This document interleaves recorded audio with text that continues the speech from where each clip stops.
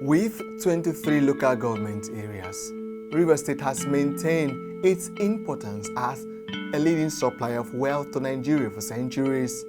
In 2007, the state ranked second nationwide with a GDP of $21.7 billion and a per capita income of $3,965. The state is famous for its vast reserves of crude oil and natural gas and is perhaps the richest and most important section of the African zone of the British Empire.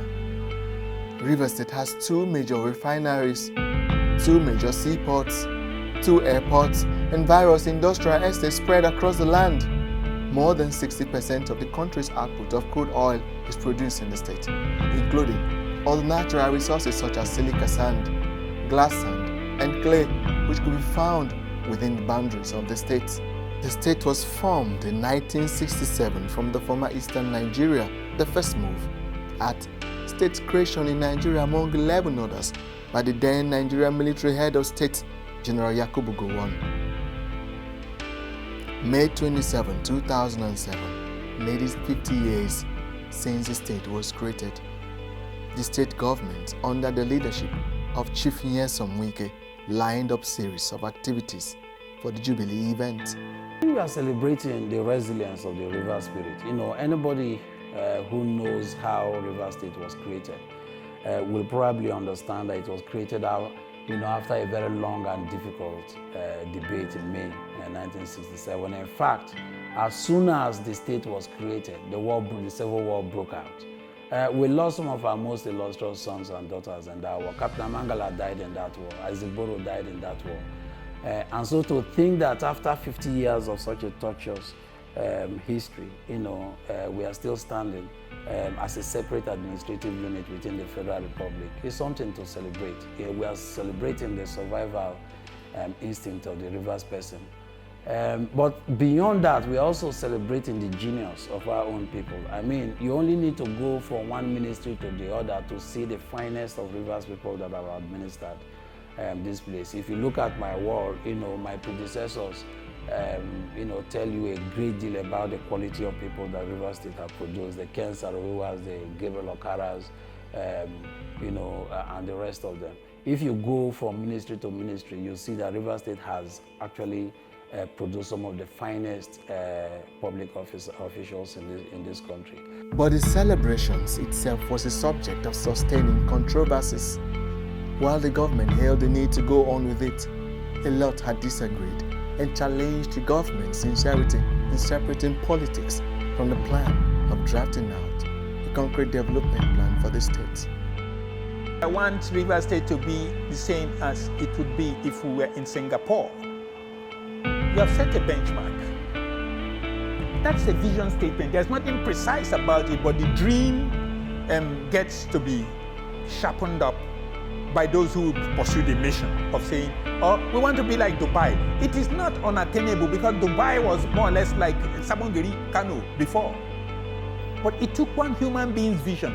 What's the difference between Dubai, an Islamic state, and say Gaza Strip or Afghanistan? It's leadership, it's vision. It's not religion, it's not race. The leader makes the difference. To fully grasp the deep aspects of River State, you need to be able to project into history.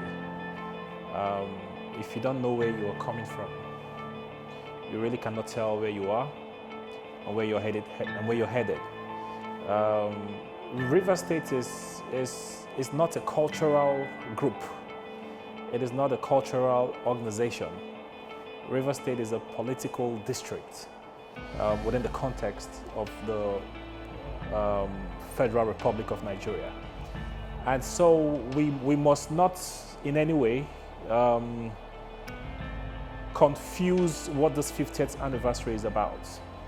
This 50th anniversary is not a celebration of culture or language or the tribes within the state.